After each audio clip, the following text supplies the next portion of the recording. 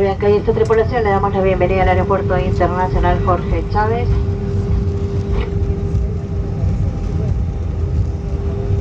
Ubicado en la provincia constitucional del Callao, la misma que se encuentra a 15 minutos de la ciudad de Lima.